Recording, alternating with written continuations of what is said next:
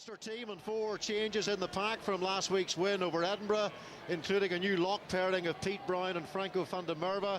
Callum Black is in at loosehead and Sean Reedy in the back row. Marcel Coetzee carried the ball 26 times in 59 minutes on his Ulster debut a week ago. In the back line, Ruan Pienaar plays his first match of 2017 after injury. Ireland's hat-trick super sub Craig Gilroy is included. Luke Marshall is also back from the Ireland camp, and Tommy Bowe moves from the bench to start. Peter Nelson continues at out half. Glasgow makes 7 changes from the outfit that lost at home to the Scarlets last week. Simone Favaro has been released from the Italian camp to play his first game for the Warriors in almost 2 months. Sila Puafisi returns at tight head. Locks Alanuisi and Cummings made significant contributions in the losing cause against the Welsh. In the back line, Peter Horne returns after an ankle injury just after signing a new 3-year contract. And short-term signing Brandon Thompson in Glasgow on loan from the Stormers starts at fullback. Mark Bennett has been released from the Scotland camp. Bennett will play his rugby for Edinburgh next season. 2 of the replacements, and academy player Jack Owens will make his senior debut if he gets a run for Glasgow. Well, there's a World Cup winner on the bench in the form of All Black veteran Corey Flynn. Well, it's been a funny old season for Glasgow. They've lost 5 times in League in Europe, at home at Scotstoun. While on the road, the past Pro 12 champions have played some of their most spectacular rugby. Bonus point wins at Connacht and Leicester, for example. Glasgow don't whimper when mummy drops them off at school. Graham Simmons is with their coach, Gregor Townsend. Gregor, whopping wins last night for Leinster and for Scarlets above you. Ulster, as we know, have got these 3 Italian games coming up. Are we getting to the point here with Glasgow where not winning is an absolute must, but it's getting a priority? Yeah, every game, I think, following Christmas has been the case. So we know last week we lost ground, and we've got 2 massive games coming up today and next week down at Ospreys, and we're going to give it a crack in both games. Error count was huge last week. Obviously, that's to some extent due to having a new team effectively thrust upon you. To what extent are you hoping to be much more cohesive and have to be more cohesive this week? Well, we've prepared well, and obviously a lot of the errors are down to the quality of the opposition. We know Ulster are very good. Last week they punished us because they were after good things, after 4 or 5 line breaks, and we lost ball. So we've got to make sure we protect that ball today. Thanks for your time as ever. Mark, back to you. Well, Ulster's next 3 games are all against Italian opposition. 2 at home. Champion teams pick up maximum points from games like that, and Ulster need a champion performance today against the former champions to continue the momentum they resurrected with victory against Edinburgh last week. And Ulster include maybe even more firepower today. We know all about that man, Marcel Coetzee, those 26 carries last week. But on the wings today, they have Bowe and Gilroy, Stephen Ferris. Ferris, by the way, the only member of commentary to be wearing gloves. You big softy. I've been to Kingspan Stadium too many times, Robbo. But yes, you mentioned the boys in the wings. Craig Gilroy, one of the hat-trick heroes from last week in Rome, and Tommy Bowe. Hopefully see a resurgence of his old form, because we all know what he's very capable of.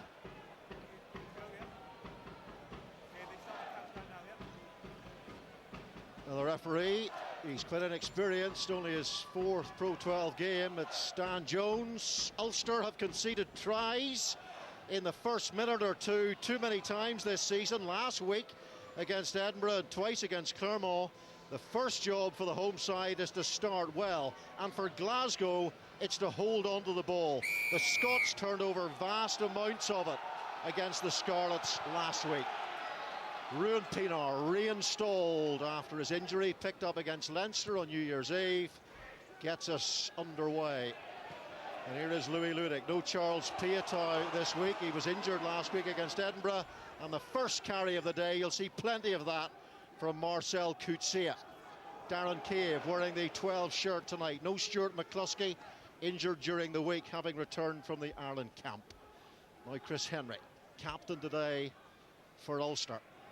Here is Ruan Pienaar. He was playing at out half against Leinster when he picked up his injury, but back to his more usual position. where he's much more comfortable, and that is number 9. And a box kick to challenge for, and a fly hack coming in. The clearance from Glasgow and Ulster off quickly here. Here's Tommy Bowe, his 149th appearance for Ulster today. Pienaar, so a fast, cohesive start here from Ulster. Franco van der Merwe with the offload, looking for width already. Bit of a miscommunication there in midfield, and Peter Nelson puts the ball into touch.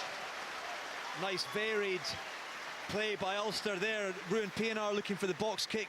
Pete Horn managed to get out of play, but looked to play quick line out and get the ball moving straight off the back of it. Glasgow playing into the breeze first half. Ulster attacking their favoured end at the clock and have started strongly.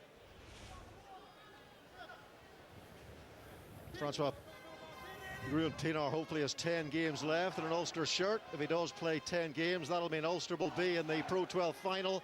Great take by Scott Cummings there, who really is a fabulous prospect, just 20 years of age. As a teenager, he played superbly for Glasgow in the World Cup window 2 years ago, but he's had a few injuries since. A really contestable box kick there from Henry Purgos, and a big carry from Puafisi, who's off to breathe next season, but making a superb impact there. Purgos to Alan Oisi, big carrier last week. Peter Horn, lovely pass out wide.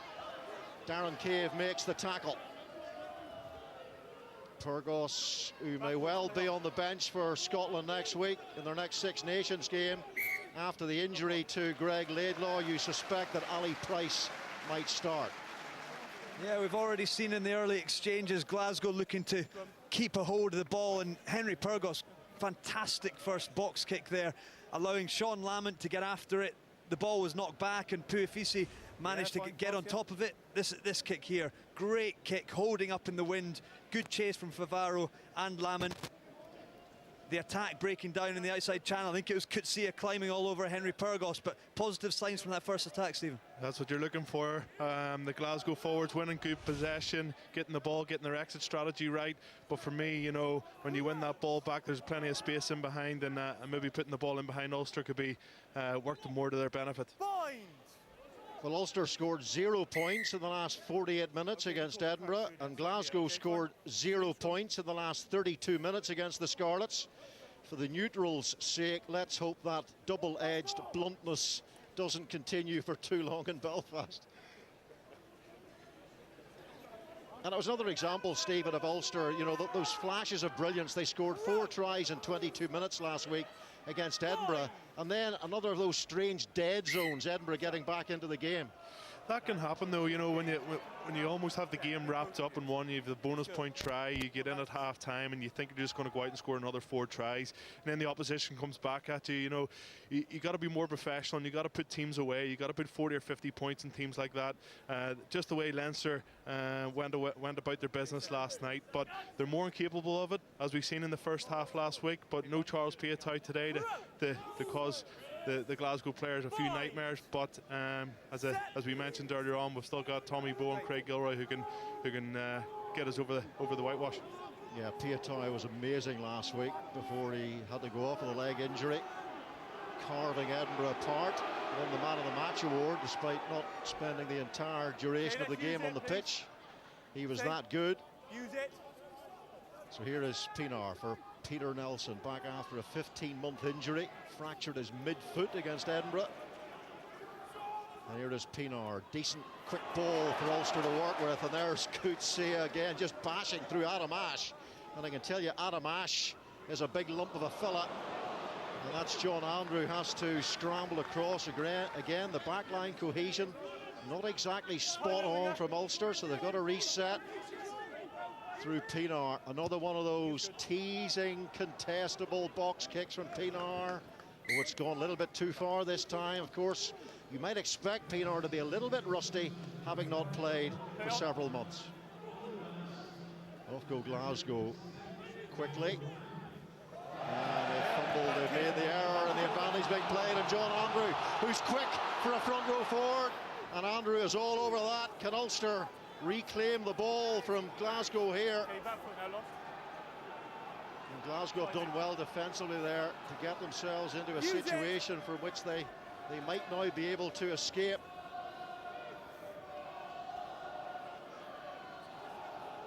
Right-sleeved Henry Pyrgos at scrum half. Tommy Bowe goes in there with the tackle. So they're taking their time, they're being patient, and eventually it's Peter Horn, back after several months out with that ankle injury, playing at 10 today. Normally he plays at inside centre, but he's a pretty adaptable individual. Yeah, scrappy stuff from Glasgow after getting the turnover. Just a late cut there. Sean Lamont being knocked on by Bennett, and you actually see Andrew kicking through there and getting after it, and it was only a scrambling defence there from Brandon Thompson that managed to save Glasgow. They were patient in the exit and managed to find a good touch through Horn. John Andrew, Franco van der Merwe, 33rd line-out take of this Guinness Pro 12 season. And that's a good maul by Ulster. Driving well, here is Pienaar, and it's ball to attack, and it's Cave who attacks from the inside centre position, and the work at the breakdown there from Glasgow was simply immense, and that was their problem last week. They had too many nervous breakdowns, and that was certainly not nervous. That was precise, and that was accurate. Good defence from Glasgow there, and it was the man Simone Favaro on the ground who managed to snaffle that turnover after a really positive run in the midfield from Darren Cave. You see initially over the top of there, he just isn't moved. And the man who will leave Glasgow at the end of the season did very, very well there. Henry Pyrgos finds a great touch finder as well. He doesn't want to leave, Simone Favaro, but he's got to go. It was his opposite number, James Davis of the Scarlets, who caused the damage last week, winning 4 turnovers up at Scotstoun. Turned the ball over 23 times, did Glasgow in that game. Pienaar, Louis Ludig, a try scorer against Edinburgh last weekend. Craig Gilroy, 3 tries in a 14-minute spell against the Italians in Rome off the bench. And another carry from the powerful Marcel Coetzee. 3 times already he's got touches on the ball. Here's Louis Ludig, and Chris Henry is hit hard and well. And it's Greg who came out of the line to make that tackle. Ruan Pienaar rolls one forward, but Brandon Thompson, on the short-term signing from the Stormers, takes the ball. He came from 28-degree heat in Cape Town to a snowstorm in Glasgow for his opening training sessions. That would have been a bit of a shock to the lad. And that's going to bounce as Adam Ash tries to get there. Brandon Thompson is there. From biltong to blizzards for the former Stormer. I'm sure he's well used to the temperate conditions of the Northern Hemisphere by now. Settling in well, Brandon Thompson, playing for Stirling County last weekend to get some game time, the Glasgow fullback. And penalty here for Ulster for not releasing. And it was the problem last week, and Ulster winning the breakdown battle on that occasion. Yeah, a little bit of a kicking duel at times. Neither side really finding their flow yet in the game, but for us up right on the halfway line in the commentary box, we're looking right a lot of the time. Ulster in possession, and that man there right at the forefront of it. Marcel Coetzee, every time he gets his hands on the ball, he's looking to bump the first defender away, and he just seems to have plenty of time in the ball, and it's just brilliant to see somebody getting go forward for Ulster. And that's what I was saying earlier on. That's something that Ulster have been missing especially over the last 6-9 months, and he's given it to them in absolute abundance. Stevie, he's got ridiculous arms. I mean, look at the size of those biceps and triceps. But it's the hips. The size of his hips, they're massive. Look at the breadth there. How do you bring that man down? I think any front rower would be proud of those hips, but he's an athlete. He's got so much power, and I think he's going to be one of the fans' favourites here at the Kingspan Stadium, because you're a good player when you get 28 caps for South Africa, that's for sure.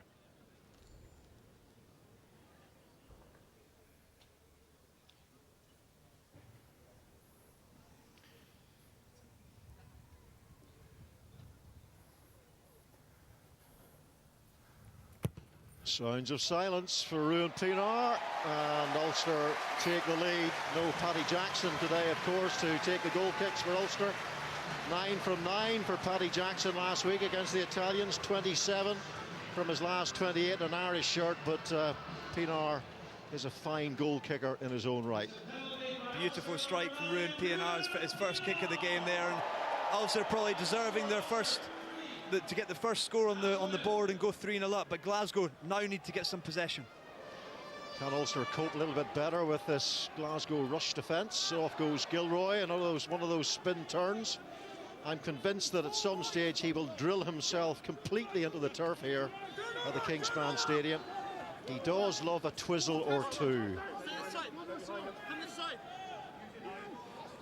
Pienaar again, looking to judge that box kick. A little bit too much depth there, gives Brandon Thompson just the time that he needed. And the clear out is good. There's a chance, maybe an opportunity to move for Peter Horne, but he puts in the kick to Tommy Bowe. Louis Ludick downfield. The Irish training camp was in Monaghan this week. And that is the home county of Tommy Bowe. In fact, he's the Lord of Monaghan, is Bowe. He greeted the Irish squad when they arrived for that camp. Home crowd felt that was forward. Here's Alan Uisi, carried really well, especially in the second half last week for the Scarlets. When Glasgow changed their tactics, they brought Cummings and Alan Uisi more onto the ball, and it did seem to make a difference. Here's Alex Allen. Pyrgos, difficult one for Peter Horne to deal with.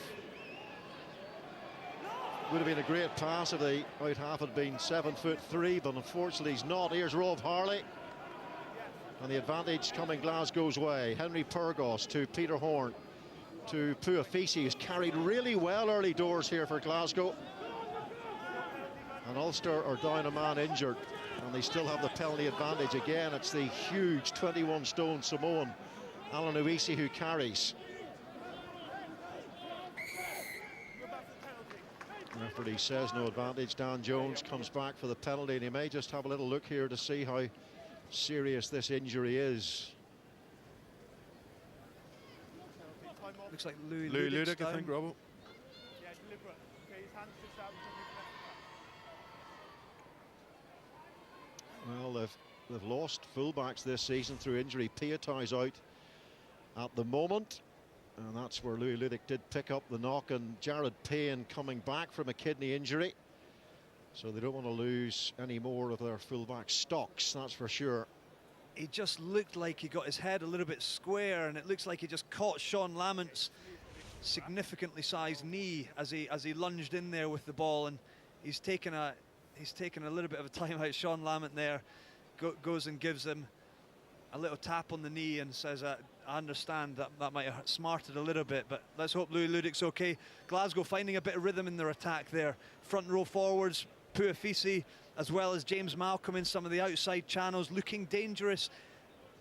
The big second row combination are key for Glasgow today. Yes, Adam Ashe in the at number 8 is going to do some carrying, but Cummings and Alan Uisi are very, very important for giving Glasgow front foot.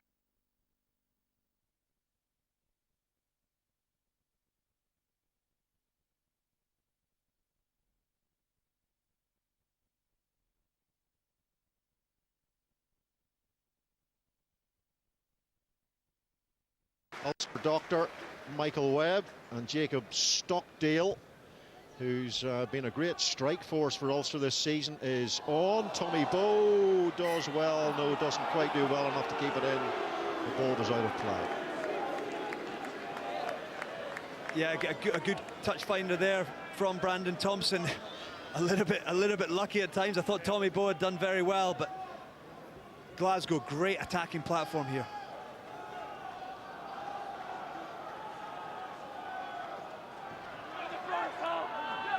James Malcolm to Scott Cummings, Henry Pyrgos, and here is Greg. That is superb from Greg. What an angle, what a line, and at tremendous pace as well.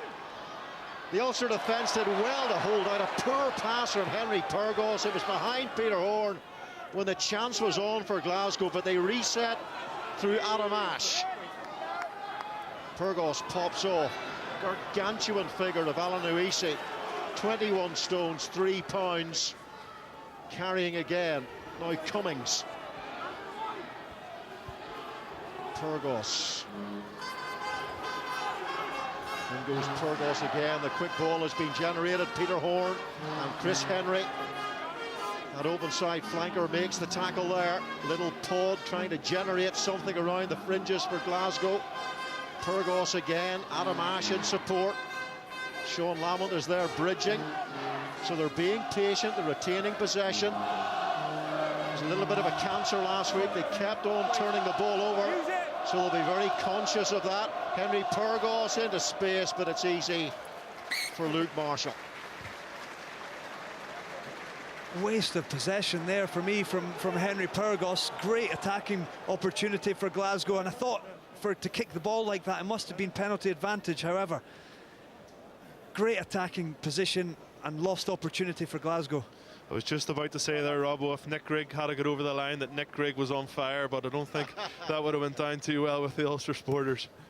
Will Grigg's on fire, the Northern Ireland player. That was the chant during the Euros from the Green Army. And here comes Adam Ashe again, carrying hard.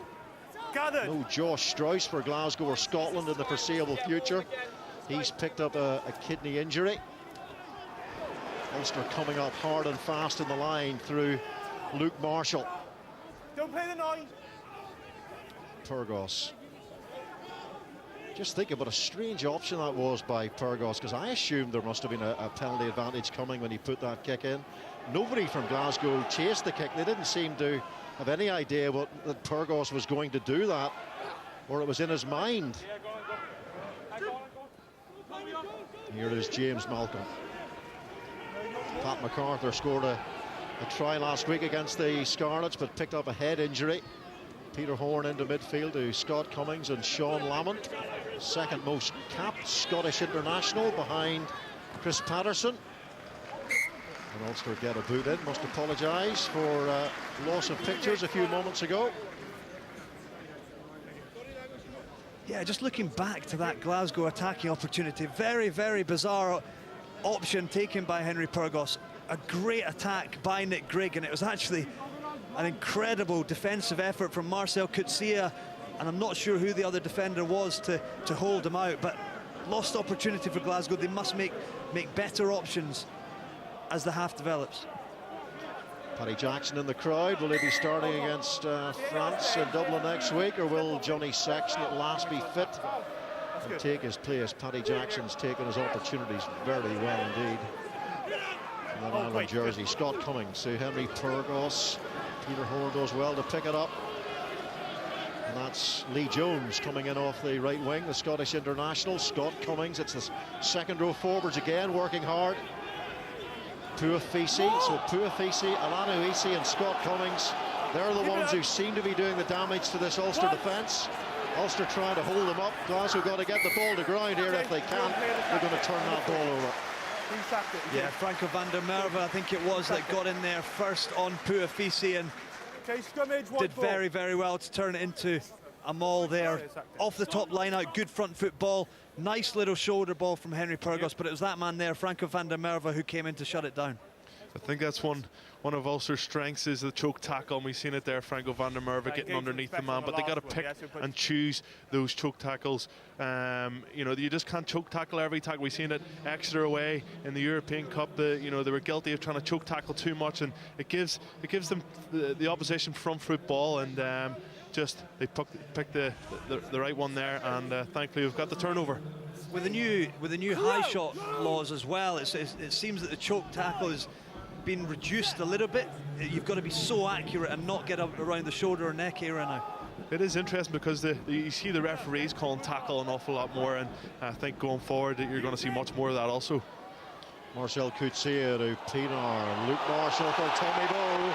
33 next week. Has he still got the pace? He's certainly got the rugby nous. And here is Sean Reedy. One more offload might have done it there. Chris Henry was in support. Here is Pienaar. There's lots of white shirts. Out wide here for Ulster. And Jacob Stockdale gets close. Lee Jones comes in with Brandon Thompson to make the double teaming tackle. Marcel Coetzee, just the man you want in possession, close to the line. Here is Pienaar. Darren Cave waiting for the run, and Callum Black cannot hold on to the ball. It goes backwards though. Chris Henry in possession. Where's Pienaar going to go now? He's got options right and left. He goes right.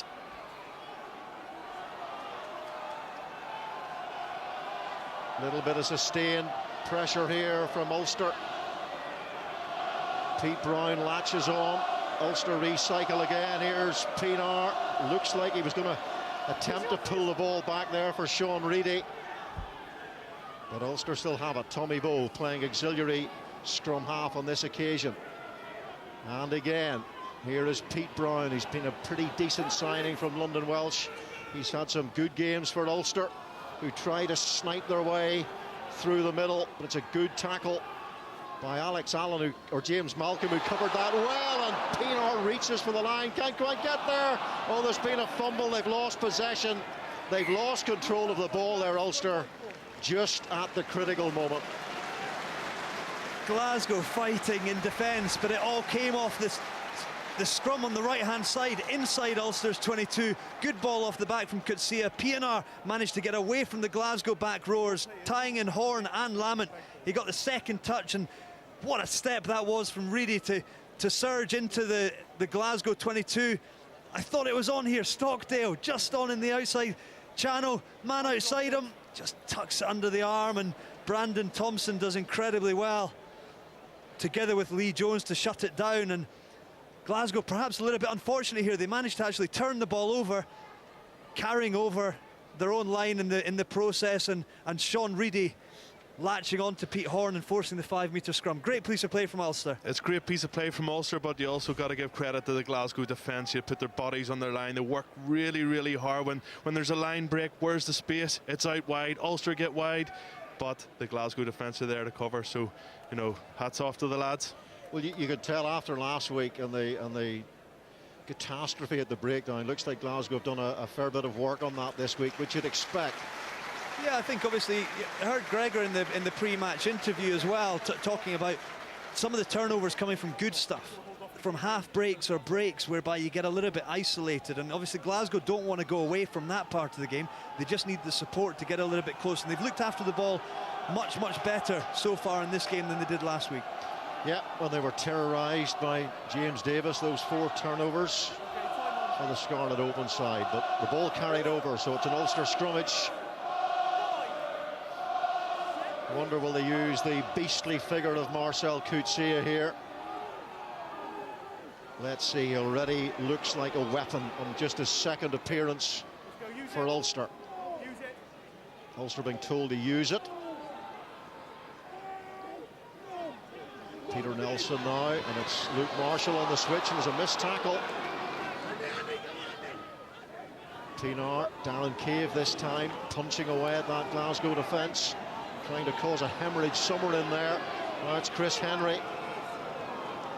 So a long spell now for Ulster, close to this Glasgow line. Can they take advantage of it? Franco van der Merwe carries. Pienaar looking down the blind side for Stockdale to Tommy Bowe! And it's the first brick of the wall for this Ulster side. And it's Tommy Bowe who scores his 59th try for Ulster on his return to the starting lineup. And all that patient pressure eventually pays off. You said it, Mark, pressure and patience. They got the field position, and it all came from this scrum just outside the 22. They made 60, 70 metres off this. Tommy Bowe again getting back inside here, and that set up the scrum platform that they've actually ended up scoring from. Scrum on the left-hand side. Here we go. The ruck set up just inside the 15. You see the wide pass from Pienaar. Sees Stockdale this time just a tip on. Brandon Thompson perhaps nibbling in a little bit too much, thinking that Alex Allen was exposed with Stockdale in front of him. This time, little tip ball. Tommy Bowe's in the corner. Great score, Ulster. He's the record try scorer in the Guinness Pro 12 Championship as Tommy Bowe. That's his 65th.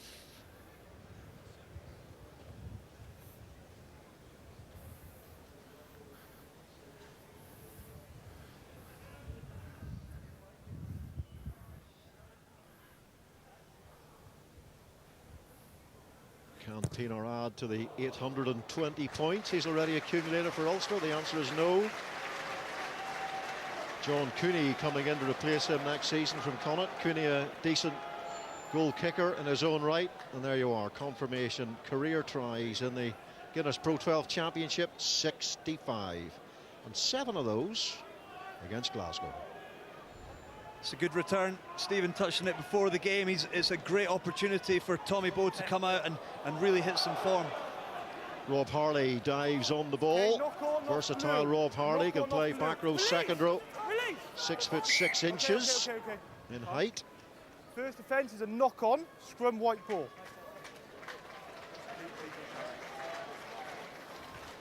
Yeah, a little bit of a scrappy kick-off there, and Rob Harley going down on it, just knocking on. It'll be interesting to see once again Ulster. It's a really good attacking platform from here. We saw the returns they got, and Glasgow already look like they're going to tweak their defence a little bit here. They'll be much more aware of Coetzee and PNR, the South African 8-9 combo off the back. It's been a big week in Ulster, of course, with the news of the changes to the coaching structure, with John O'Gibbs and Dwayne Peel coming in to replace Neil Doak and Alan Clark. Alan Clark and Doak, fine men of Ulster, players and coaches, served the province well, but the Grim Reaper's scythe has been sharpened. Pienaar to Peter Nelson, little bit behind Luke Marshall and just putting the pressure on the Ulster attack, but it's Gilroy now with those incredibly quick feet of his, and Glasgow, it's their turn now to be down a player injured. Pienaar a little bit too far, and it gives Lamont a chance to charge onto the ball. Scott Cummings and Alan Oisi again working well together. We saw this last week at Scotstoun. Here's Peter Horn, Alex Allen, and Ulster trying to get over that ball at the breakdown through Sean Reedy as he managed it. Well, the referee wants to take a time out here because of the prone nature of the Glasgow player who's on the ground. I think one thing you look at this Ulster team this week from last week was that phase of play where they scored the try the second half. Last week against Edinburgh, they went out, they were just thought they were going to score tries for fun, and it didn't happen for them, and they needed to be patient, and Rory touched on about being patient. They went through the phases, got a mismatch on the outside and got the try, and I think Ulster's attack has been very, very good this afternoon, and just not trusting the man inside him there, and Tommy Bowe gets over in the corner. But it's a big day for Tommy Bowe. You know, it's a game where he can really open Joe Smith's eyes to say, look, listen, I'm not going away anywhere, and you know, if anybody picks up a knock, that I'm the next man in, and hopefully he can get another couple of tries here today. And just looking at the stats there, obviously 6 inclusions in the game so far, 3 carries, one of them led to a try, but that tackle is as good as a 5 or 7 pointer that he made together with Coetzee on Nick Grigg, who came on the angle from the line out. That was so important, and sometimes, you know, the wingers always catch the headlines for their tries, but that one there was as well a 5 or 7 pointer. Well, Marcel Coetzee already showing that he's not shy when it comes to directing the forwards. Stephen Ferris, he seems to be mixing in nicely. He is. He's just a good player to watch. He's always there. I think one of his massive big attributes is at being at the breakdown, and we haven't seen that in the last couple of games, or last game and this game so far. So I think he's going to be an absolute menace at the breakdown in the coming games for Ulster. But what an asset to have. What an asset. It can't have been easy coming in and being injured so early, but you see already that was his first carry of the game, straight around the corner. There's one on Adam Ashe, his opposite man today. He's such a physical man, and as you touched on, Mark, it's the size around the sort of hip and thigh area just means that he's so difficult to be able to bring down, and as a combo now we've already seen that 8-9 axis that is going to be so important for Ulster this season. He reminds me a little bit of other South Africans. Willem Alberts at his best, perhaps, or someone like Dwayne Vermeulen when he was a rampaging bull. I think you touched on his guns earlier. He's had a long time in the gym, and obviously nursing his way back from that lower limb injury. But he's certainly not shy of the dumbbells, is he? Well, I've seen Stephen Ferris pumping out a 60-kilogram dumbbell on each arm. I've heard Coetzee warms up with those weights, Stephen. Yeah, I was doing shoulder press though, Mark. Yeah, he's a big unit, and I spent a lot of time in the gym and trying to get size and trying to get your physical strength up, and he's had 10 months to do that, and he looks in great physical shape. And I think the positive thing is the amount of carries that he had last week, 26 carries in 59 minutes, and you know, that's just unheard of. I think it's one of the highest stats recorded, and again he's knocking up the stats here today. Looking for a try in Belfast. He has already scored a try in Ireland, and that was for South Africa in Dublin during the November series in 2014. Another Pro 12 game follows this Guinness Pro 12 Championship. Ospreys against Munster from the Liberty Stadium in Swansea, and the winners there will go top of the table. Great win for Leinster last night, scoring 6 tries against Edinburgh, despite the fact that Leinster suffered a lot of injuries in that game and had to do a significant amount of reshuffling. They still did enough to put Edinburgh away very comfortably indeed. So Gregor Townsend 8 points to 0 down. What does Dan McFarland, the forwards coach, and Gregor have to do now? What's the thinking process for them, Rory? Yeah, I think it's for Glasgow. They've actually looked threatening at times with ball in hand, and obviously with the 2 second rowers carrying incredibly well together with Puifisi. Peter Horn on front foot ball has been able to bring some guys into space off the edges, which is good to see. So he'll just want to see more of that. Glasgow defensively have pressurised Ulster at times, but at the same time they've creaked. Glasgow through to the quarter-finals of the Champions Cup for the first time in their history. Did make a quarter-final playoff a number of years ago. They go to Allianz Park to play the reigning champions Saracens, April the 2nd, 12:30, live on Sky Sports 4. And the applause is for Lee Jones, and sadly for him, he departs the field on a medical cart. Rory Hughes comes on as his permanent replacement. Always a sad sight.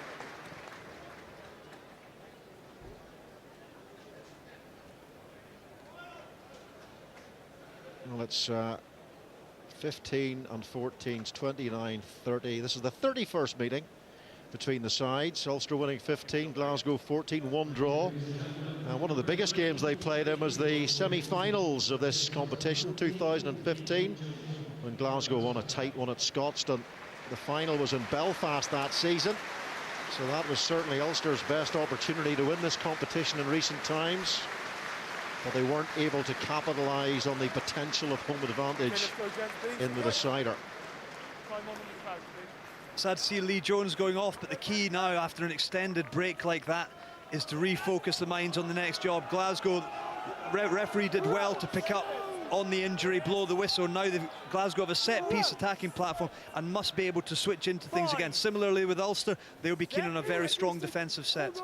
Well, Glasgow have won their last 4 away games. The last one 43-0 against Leicester in the Champions Cup.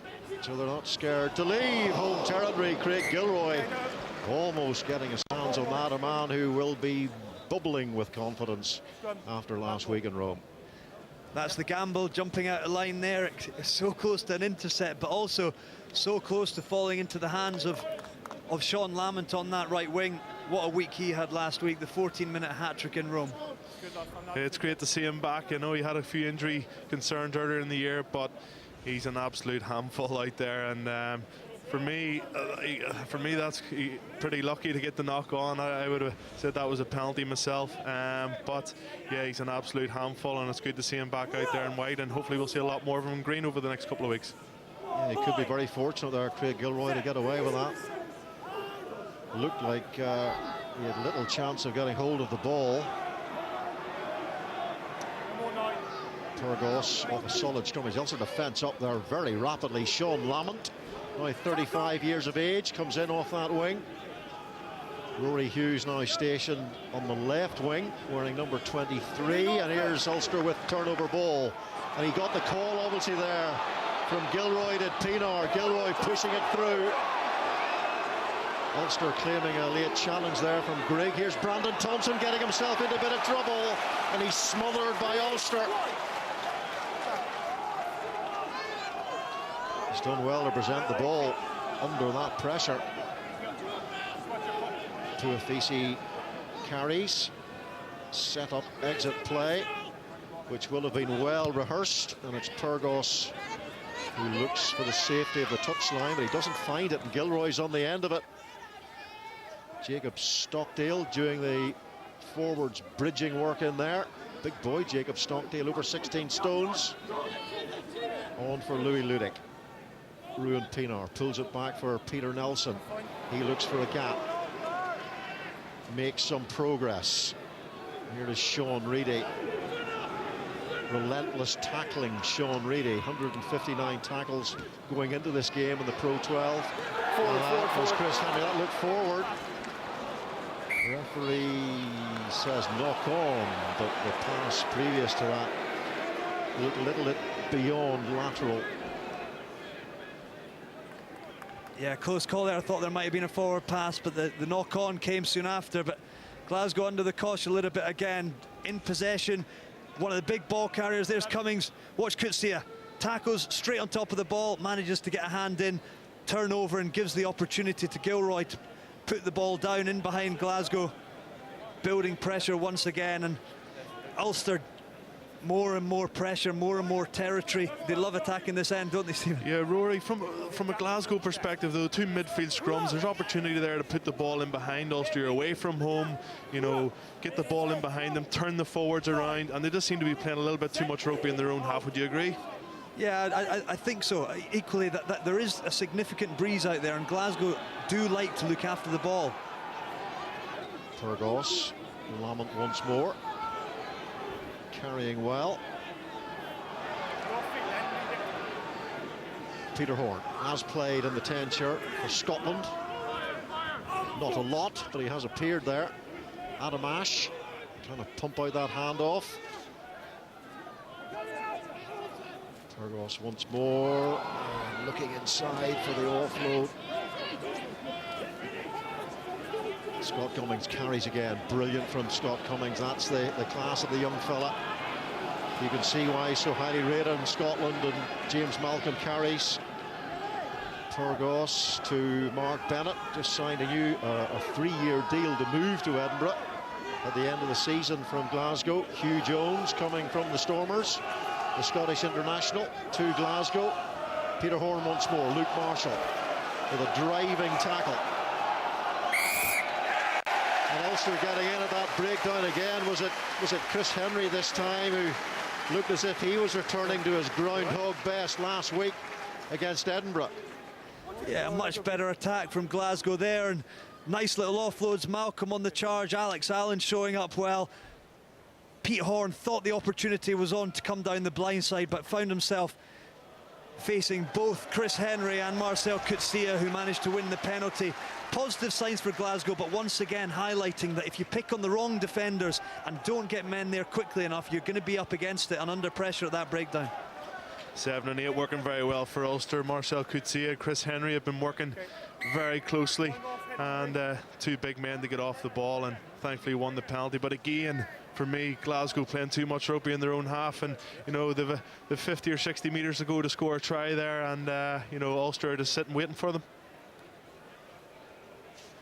Yeah, it is something that Glasgow focus on a lot, is looking after that possession, trying to generate quick ball. You see there have been opportunities, a couple of little signs there with Henry Pyrgos making a dart round the side, Cummings with a really nice offload, and starting to develop a little bit. It is high risk at times, and if you don't get it right, you can put yourself under pressure. But they'll be encouraged by some of the opportunities they've gained. 8 points down, 30 minutes in, having had the lack of territory, and with the breeze behind potentially second half, you know, they won't be certainly disheartened by what they've done so far this half. Well, Ulster had a few problems up front this season. Stephen Ferris, do you think Marcel Coetzee is the one-man answer, the one-man solution to that problem? Well, he's a one-man wrecking ball, that's for sure. But you look at the signing we've also made in Arno Bota for next season, another back rower coming in, so you have him and Chris Henry possibly in the back row with Sean Reedy who can also cover. Robbie Diak will he be in the second row, so plenty of firepower for next season. Sean Reedy's taking the line out, and it's an aggressive ball from Ulster. It's at pace. That's just what the backs want if they can win the ball. They've got the advantage, penalty advantage coming of Ulster here. So they have a chance to enjoy themselves here, to play with that advantage. Let's see what they have concealed here. Pete Bryan, the offload for Sean Reedy, and he had Peter Nelson to his left. Ulster numbers building on the left-hand side. Darren Cave looking to go through the middle. Again, it's all about the patience here, and the inside ball to Sean Reedy. And Reedy looks like he's got there for Ulster. And the referee, after a second look, decides there is no need to recourse to the TMO, and the power of Reedy has done the damage.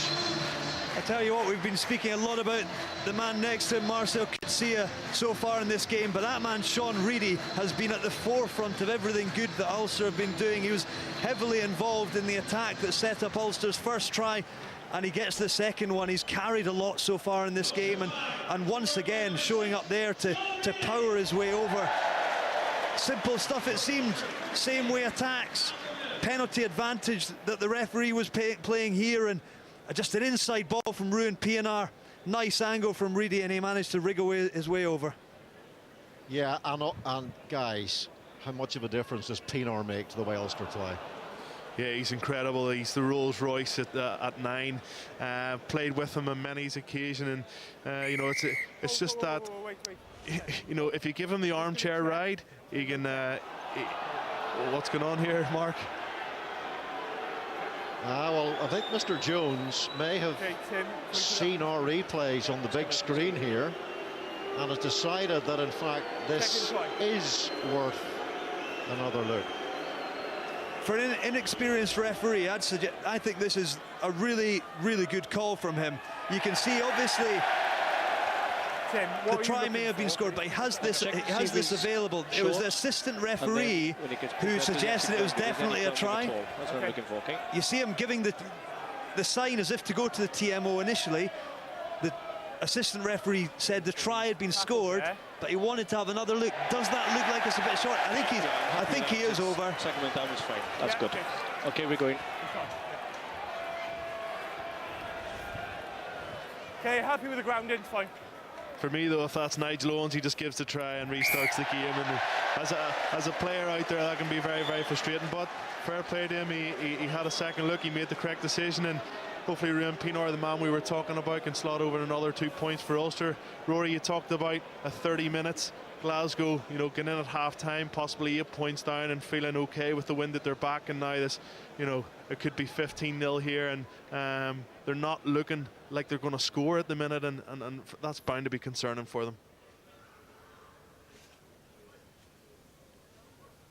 Well, Ruan Pienaar, he just adds so much class and so much calm to the way Ulster play.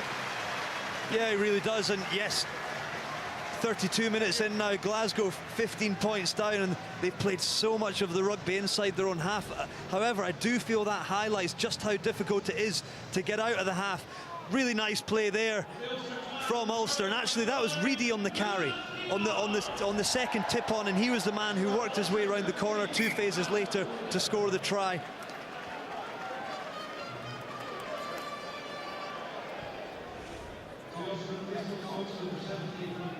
Well, Glasgow have won their last 4 away games, as I mentioned, but Glasgow's defeat at home to the Scarlets last week followed 3 successive wins. But another interesting stat is that, as we watch the Sean Reedy try again, that drive for the line, Glasgow's last 3 defeats in the Pro 12 have been at Scotstoun, which is quite a remarkable statistic. Scarlets, Munster and the Ospreys. So it seems this season Glasgow, not today, have been more comfortable away from Scotland. Yeah, you know, we speak about it all the time, how much they're impacted by international losses. They've lost some big games, some close games at home, and certainly it looks like they're struggling today. Having said that, they'll certainly believe they can get themselves back into this game. Well, it's Glasgow have a habit. We've seen it over recent seasons of scoring a lot of points very quickly. They need to start doing that kind of thing here as half-time approaches. 15 points to 0 down. Ulster picking up the try bonus point victory against Edinburgh last week. Those matches against the 3 Italian teams coming up in succession after this. So Ulster, you know, they could pick up 24 points from 25 in that 5-game block if things continue to go well here. And then suddenly Ulster are sniffing around very much that top 4 slot. And that was Marcel Coetzee who got his hand into what looked already like a line-out throw that wasn't particularly straight. So he had to reach right across that Glasgow line-out to win the ball. Pinar, and in comes Tommy Bowe, class in the air, and showing that class there. And here's Pinar in rapidly, but he's lost possession of the ball. Rob Herring is on for John Andrew, HIA. And Chris Henry goes in to make the tackle on Adam Ash.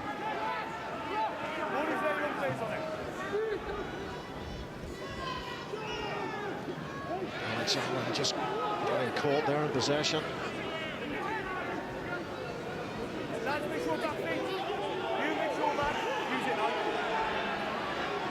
That's Pyrgos. Ulster haven't done the double over Glasgow since 2011. Earlier this season, they did beat the Glaswegians in Scotstoun. Here's Grigg. And off goes Rory Hughes, who's a big man. He came back after a long-term injury last week against the Scarlets. Made 111 metres from 11 carries, so it was a pretty successful comeback for Hughes. Pyrgos, and now looking for a way through in midfield. Here's Peter Horne again. Ulster once more up hard and fast. Luke Marshall's done some good defensive work for Ulster today. Scott Cummings once more. Seems to have that ability to make ground, Scott Cummings, though he's yet to fully fill out the 20-year-old. Here's a man who hasn't got too much more filling out to do. Alan Nuisi, 6'8", 21 stones 3. And now Puafisi, another good carry from him. 6th carry in this first half for Sila Puafisi, who's off to Brive next season. The 26 times capped Tongan, but a penalty to Glasgow. Glasgow continuing to stick by their ways of attacking phase after phase, and they are making meters. When they get the accuracy there, they're making good yards. However, so much of it is inside their own half, and they'll be pleased to have won the penalty there at the breakdown. Good kick by Thompson to find an attacking platform inside the 22, and you compare the way Ulster are playing to the way that Glasgow are playing. Ulster are all about territory. Ruan Pienaar pulling the strings, kicking at times, bringing players into play around them. Glasgow are much more expansive, forwards, backs interlinking, offloads, and it's very, very important that they finish this half with a score of some sort. James Malcolm goes short to Alan Nuisi. Beware Scottish lineouts, especially to the front, as Ireland discovered in their opening game in the Six Nations when Alex Dunbar scored. Here is Rory Hughes. Chris Henry being told to release the ball. Pyrgos, Favaro in support, and I think Darren Cave has taken a hit there.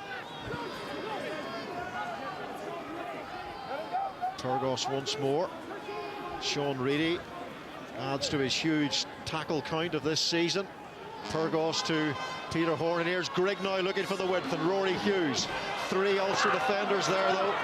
Franco van der Merwe gets his hands on the ball. Darren Cave recovered brilliantly from his earlier knock. I think he's taken another one. Looks a bit groggy, this Cave. Pyrgos for Horne, the inside ball to Rob Harley. Was a little bit telegraphed for that Ulster defence, but Harley does well to present. Horne once more, little dart from the Glasgow out half. Pyrgos to Alan Nuisi. Pienaar, the man given the job of trying to bring down the monstrous Alan Nuisi.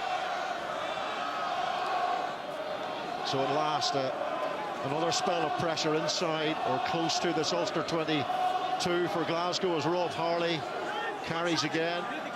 Pyrgos, Cummings in support.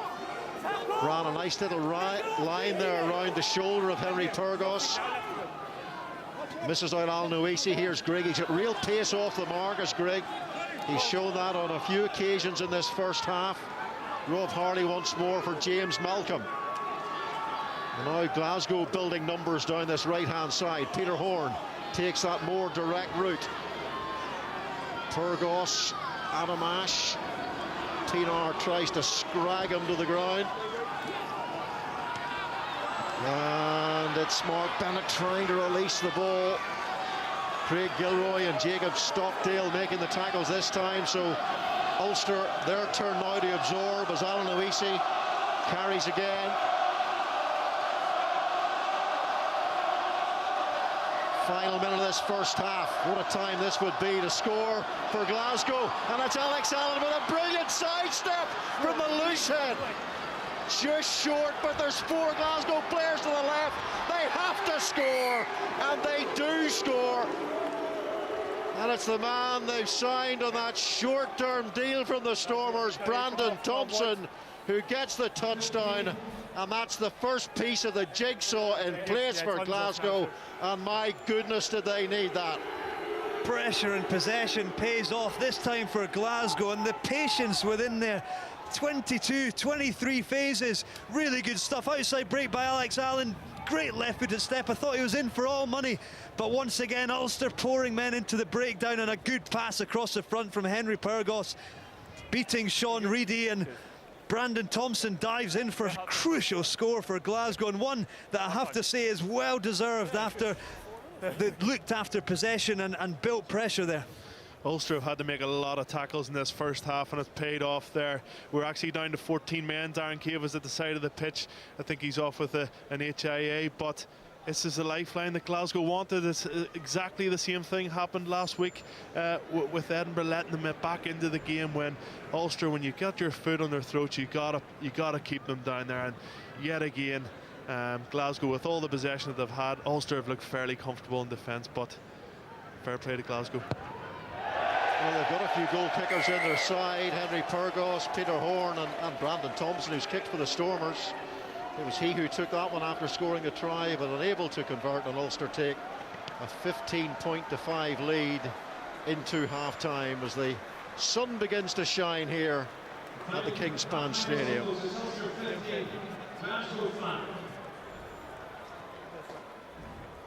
2 tries for Ulster in that first half. The opening one scored by the right winger. It was bow and arrow.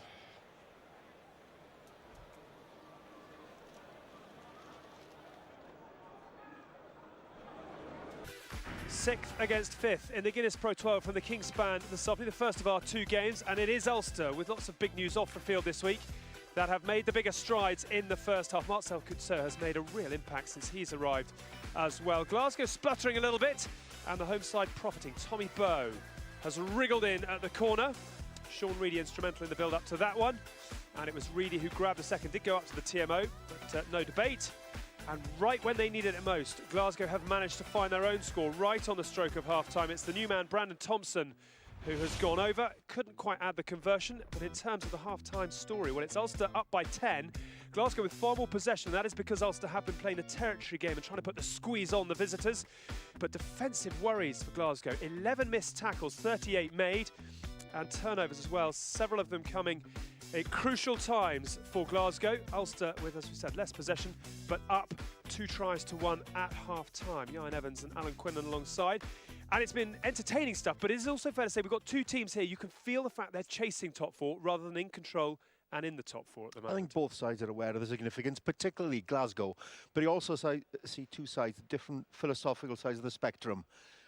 Ulster quite happy to play a mix in their game, kicking game, and when you have Rowan Pienaar at 9, why wouldn't you? They're playing a territorial game. Glasgow, you know they want to keep the ball in hand. Their possession of the ball has been far better, retention of the ball has been far better, but they need that try at the end of the first half because that gap was 15 points, and that was a healthy gap for Glasgow, for Ulster. Let's have a look at the first try then. And obviously, phase after phase for Ulster. They then got a second chance when the turnover eventually came to a 5-metre scrum, but Pienaar's role here, Quinny. Yeah, fantastic. He's been brilliant. Every time he gets near the ruck, he's looking to bring runners in. Great wide width in the pass to Van der Merwe there, and watch this pass to hit Stockdale. It just takes out 3 defenders. Brilliant pass.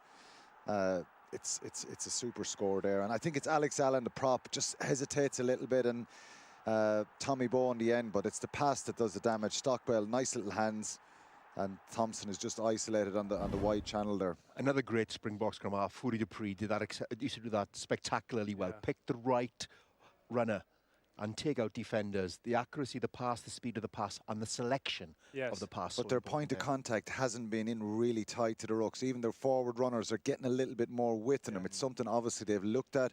Get a little bit more width, give some options inside and outside, and Pienaar loves that. He loves to bring guys in, as you say. The ball beating the man and the ball doing the work. What about Reedy's try, where it was a bit more about the muscle doing the work here? I mean, Ulster deserving of this lead at this stage, do you think, Jan? Oh, I think so. They created more clear-cut chances. There's no doubt about that. But quite interesting, just prior to this, earlier on in the game, Reedy picked a line outside Ruan Pienaar instead of the inside line. But this time, you can understand how Pienaar can read a game, but also Reedy learned from that initial line he took. This time, understanding that Glasgow were slow to reload. There was a gap on the inside. Pienaar read it spectacularly well, and Reid just had the ability to hold his depth and had a power to finish. And that's a terrific read initially by Pienaar, and learning from Reid, he understood that the gap was on the inside. To have that awareness, to be able to just step out of the ruck and bring the defender. I think Scott Cummins got a little bit isolated, and then Puafisi just coming around the side of the ruck. To isolate that one defender, it takes brilliant awareness, and he's so dangerous when he gets around that ruck. He either gives the wide pass or makes a little snipe himself. I was going to say, obviously, since Glasgow put 6 on Leicester in round 6 of the Champions Cup, they've only found, well, I was going to say they've only found 1 in 3 halves, but then right on the stroke of half-time, they've got themselves a lifeline, with Brandon Thompson. Great play by Alex Allen, particularly to build the first line of defence. But this is what ball retention does. It creates the opportunities. 22 phases in the build-up to this try, and that's what it does. And that's Glasgow's game in a nutshell. Hold on to the ball and then pick the right pass. And that time, he talked about Ruan Pienaar's ability to take out 2-3 defenders in one pass. Pyrgos, that time, who's found some gaps around the fringes because Ulster haven't overcommitted to the breakdown, and sometimes they go out of position a bit early, but Pyrgos found gaps there. But that time, that's a well-timed pass and well executed. And Glasgow will hope that is the start of the comeback. They've only managed 1 win against Ulster at the Kingspan in the last 8 years, and at the moment that record looks as if it's going to be extended by the home side. They're up by 15-5, a long first half, but we've got the second 40 when we come back in a few moments' time.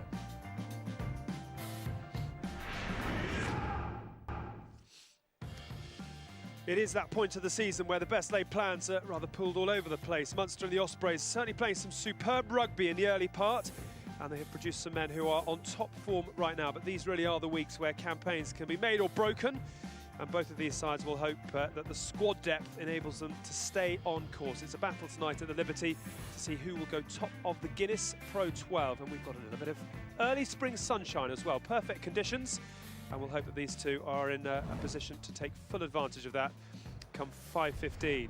Quick check on what else we have for you this weekend. It's Bordeaux-Bègles, who are currently in 9th, against Castres in 4th, but only 4 points separate them in the table in the top 14. So a big game tomorrow for you from 11:25 on 3. And a big second half in store as well for these two. It's 6th against 5th, both really looking to accelerate themselves back towards the playoff places. Ulster with 2 tries to 1, the Warriors with the work to do. But let's hear from an Ulsterman not involved today because of presumably Ireland duty next weekend. Andrew Trimble is ready to talk to Simon. Alex, thank you very much indeed. 15-7, Andrew. Are you sitting comfortably, or has that last try from Glasgow left you feeling a tiny bit more nervous? Yeah, to be honest, that last try might do us a favour because it might just get us to switch on a little bit. It's probably exactly what we needed. You know, last week we put a really good 40 minutes together and we came out in the second half and we just couldn't put the game to bed, you know. So now it's a big challenge. We're in the same position we were. We've got our noses in front and we just got to put the foot on the throat and take this game. It's hardly a gale here, Andrew, but I mean, there is a stiff breeze. Do you have to play it slightly differently in the second half?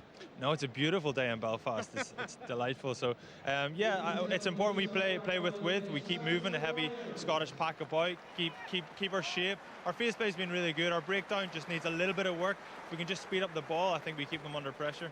Just one quick question, if I may, on the coaching upheavals, if I can put it that way, this week. From a dressing room perspective, do you really need or you want some kind of Ulsterness from your coaching staff? If you look at Leinster, you look at Munster, you look at the Scarlets, you look at the Ospreys, they've all got former players backstage. Do you feel there'd be a worry from Ulster if you were to lose that? Yeah, from our point of view as a player, it's, you know, effectively not really any of our business, so we don't really have to worry about it. We got on the pitch to try and play some rugby and see what happens, but you know, there's a lot of talk about next season, but this is the here and now. We got to win this game. All right, Andrew, thank you very much indeed. Appreciate it. Thanks for coming down. No nibbles for Andrew Trimble at half-time. Too busy working for us. But a man of influence around these Ulster parts, Stephen Ferris, managed to orchestrate coffee, a cheese board and cream cake at half-time. I told you I'd look after you, Mark. He's kind of a big deal around these parts, Mark.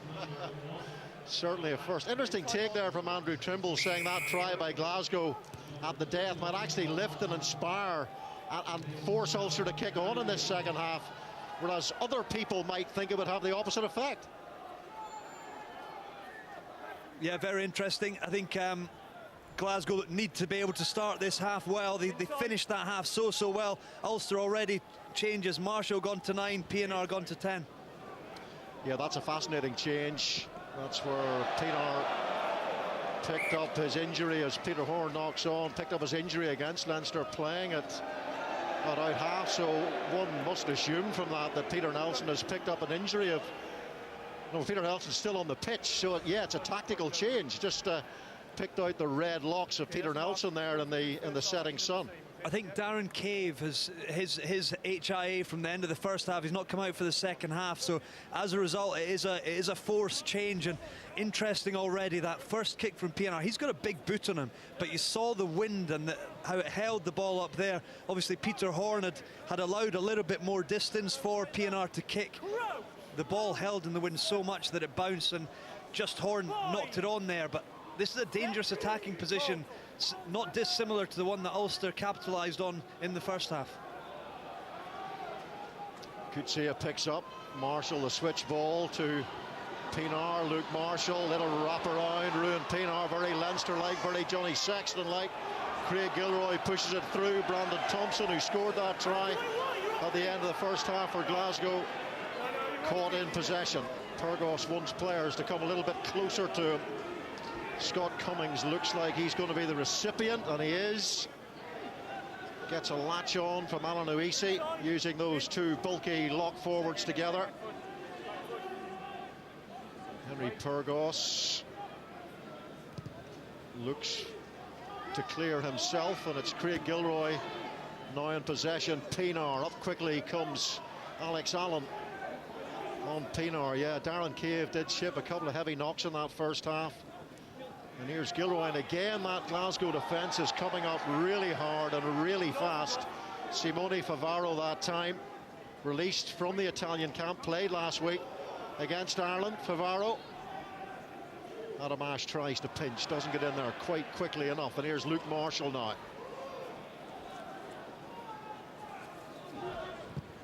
Paul Marshall sees a bit of space, finds a bit of grass. Here's Brandon Thompson. Tommy Bowe for Luke Marshall. Now here's Craig Gilroy. And he was checked there by Adamash. And the referee says that was a deliberate block. And it's a penalty to Ulster. Yeah, Dan Jones very quick to the whistle here. You see Gilroy sees the place in behind. Ash steps in to charge it down, and it didn't look great. He's stepped in to charge it down, and Gilroy's gone straight into him there, and penalty given where the ball bounced. I think it's a penalty, and that's it. But also, Rory, you know, with Pienaar moving to 10 now, how does this change the Ulster shape, the way Ulster play? Because Pienaar looked so much the general in the first half at 9. Yeah, he did, and I think now Paul Marshall, he's very lively around the breakdown, but I think he'll look to get the ball into PNR's hands that much quicker. Ulster much more likely to look to the midfield hits through Ruin PNR at 10 than they were first half, whereby they brought a lot of the traffic from scrum half.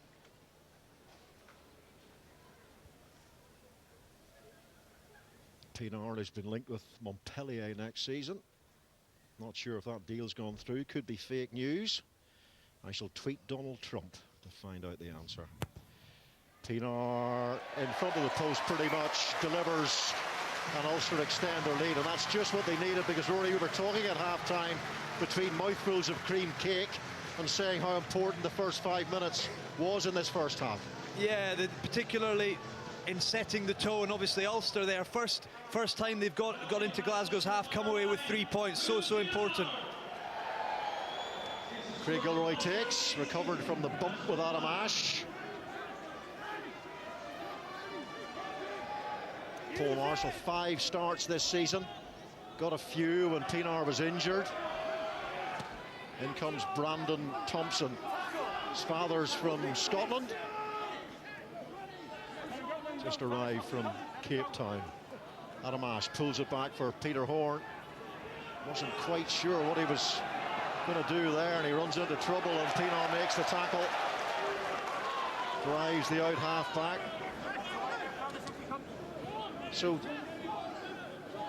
Glasgow still in possession through Henry Pyrgos. Here's Brandon Thompson, has played fly half for the Stormers, so he'll be comfortable there in that receiver position.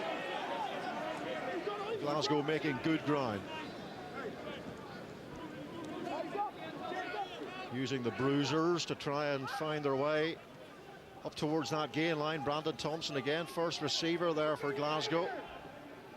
A good, efficient clear out. Peter Horn, Simone Favaro. Pyrgos again, now big Rob Harley trying to come onto the ball at pace. It's how they started the second half against the Scarlets last week as they tried to get back into that game. Oh, it's a poor ball inside. Peter Horn hasn't had the most confident of starts to this second period. So here Ulster again through Marshall and Pienaar. Width straight away for Craig Gilroy. And Gilroy has Alex Allen, the tackler, and he manages to slip away. Something Craig Gilroy is particularly good at. Just when you think you've got him, he escapes. Callum Black, good offload. Pienaar, he was thinking about shipping it over the top there, but there were too many black and blue shirts in the way. Here's Luke Marshall. Paul Marshall, he's good at this, sneaking around those fringes. That's where he deploys his electric pace at times. Just keeps the fringe defenders thinking. Kutsia. Marshall, flick ball inside, and the defending around the ruck was good there from Rob Harley. Callum Black and Ruan Pienaar a little bit isolated there and driven back and hard, and then Glasgow come in off their feet and give away the penalty. Yeah, it's a frustrating bit of Glasgow defence there. They actually managed to isolate Ruan Pienaar here. Really good tackle there by Pete Horn, but just two guys going beyond the ball and going off their feet. Actually, it was Nick Grigg, sorry, did him a disservice there, but you actually see Rory Hughes off his feet and the man next to him, and an easy penalty for Dan Jones to give there, albeit Glasgow on the front foot. It's good to see Ulster going through the phases, building pressure, but I think they need to be a little bit more direct. The game's starting to open up. We're only in the 47th minute and the game is starting to open up. Maybe that's Paul Marshall coming on at 9, causing a bit of havoc in there, but just a little bit more direct. Be patient and the scores will come. I heard Paul Merson on Soccer Saturday a while back saying this isn't a must-win game, it's a must-win game. Do you feel this is a must-win game for these two sides, looking at the positions they're in the league table? Luke Marshall, beautiful for Stockdale. What an offload! The timing for Stockdale, the pace at which he hit the ball, and that is classic Ulster backline play. Great score for that man, Jacob Stockdale. He scored last week as well. You see already 5 tries this season. And a really nice line off Luke Marshall. Great off the top line out ball, and you see the ball across from Marshall to Marshall, out to Stockdale. It was Luke Marshall took it so flat to the line that Nick Grigg had just nibbled in a little bit, and it gave Stockdale that outside space, and he's gone on in under the post almost untouched. Stockdale's just got something about him, doesn't he? Look at that, head down on the outside, underneath the sticks, and you can see how much it means to the lads to get that score. Will Glasgow be out the gate now? Will Ulster be able to collect the sticks, restart, and get up the other end of the pitch again? But don't write this Glasgow side off, they've still a lot to play for. Yeah, Jacob Stockdale, his 5th try of the season. He's only had 5 starts, and another tremendous prospect, that's for sure. He started the World Junior final against England last season, scored 4 tries in that tournament. And that's where he began to build his name, or continued to build his name, and it's continued on in an Ulster shirt this season. Off goes Marcel Coetzee. Well, he's almost impossible to get a hold of or stop, isn't he? But this is inside the Ulster 22. Tough place to escape from, but Ulster trying to do it with some deft offloading. That third try seems to have really built their confidence. Here's Luke Marshall, and the tackle comes in for the ever-energetic Sila Puafisi. His work rate for a tight head has been exceptional in this game. And off goes Gilroy again. I think he covers himself in olive oil before a game. He just does seem to get out of tackles. That goes Brandon Thompson. That's a lovely kick. It puts the Glasgow defence under pressure from a tight little corner. Here's Luke Marshall. Craig Gilroy again. Crowd roars as Gilroy goes. Oh, the offload is beautiful to Andrew Warwick, the replacement prop forward who started last week against Edinburgh, the Ballymena man. Coetzee, was there a block there? Referee says no. Coetzee's offload sticks. Rampant Ulster at the moment, and Gilroy was put under pressure by Paul Marshall's pass. Ball goes backwards. Andrew Warwick in possession.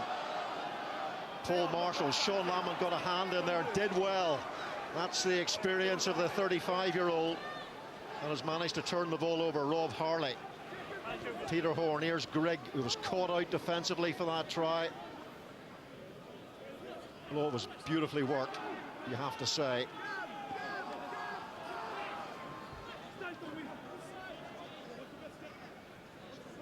Pyrgos, Rob Harley, Peter Horn. Brandon Thompson steps, almost gets away, finds Horn again. The pass was forced. Adam Ash goes down on the ball. Ulster trying to counter-ruck, but only with two men. So they've allowed Glasgow the possession there. Off goes young James Malcolm. No Fraser Brown, of course. He's been the starting hooker for Scotland in the Six Nations. Mark Bennett. Malcolm's gone down injured.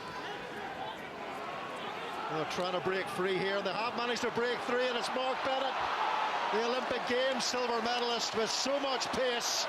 But now it's Ruan Pienaar with that class and experience. And away goes Nelson. The footwork from Nelson was sublime. The supports on the inside from Marshall. Stockdale again. Can Ulster finish this off? It would be a classic try if they could. They're against 14 men. Gilroy is on his own in the wide channel, but Ulster will not need Gilroy. And it's the departing hero, Ruan Pienaar, who scores the try bonus point. And that was a mighty score from Ulster. One of the best you will see this season, created from the depths of their own half. What a try. Unbelievable piece of play, starting from the kickoff. This all started from Glasgow's kickoff from the last try. You actually see Mark Bennett here. Watch Tommy Bowe, makes the tackle there. Pienaar gets the touch there, gets on the counter-attack, but look at it again. Back to his feet, back in play. There's Nelson. You look at Tommy Bowe, he's 20 metres behind. Marshall on the carry again, over the top to Stockdale. There's Tommy Bowe again, 80 metres from where he made that tackle. And from there, Ulster managed to regenerate ball. Sean Reedy, Luke Marshall, out to Ruan Pienaar. And up against the 21-stoner, Alani Usi. There's only going to be one winner. What a game. What a try that was. I'm knackered sitting up here watching it. And you can see the guys down there are absolutely burst after that bit of play. That was absolutely incredible. Ruan Pienaar, take a bow. It was just scintillating rugby. Every man in the Ulster team getting their hands on the ball. And that's what this Kingspan crowd want to see week in, week out. They can do it. We just need to see more consistency. I just wonder how big a miss that man Ruan Pienaar is going to be for Ulster next season, because he is a fan favourite and a total class act. I think he's, 88 caps for South Africa. He can play all over the back line, and he started the move and he finished it. I think every player involved in that move will need a large slice of that sponge cake we'd have ordered at half-time, because they'll need some carbohydrates and calories after that. How much do you back your American football throw? There's a little nibble next to you, I can see, Robbo. Not sure you'll be able to reach Ruin PNR from here, though.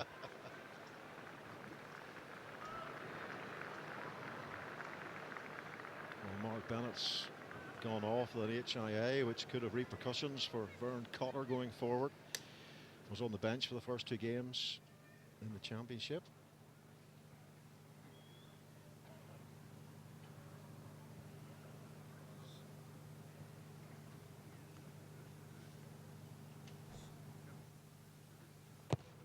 Well, maybe he's just exhausted and he just didn't have enough time to get enough air into the lungs to compose himself for the kick.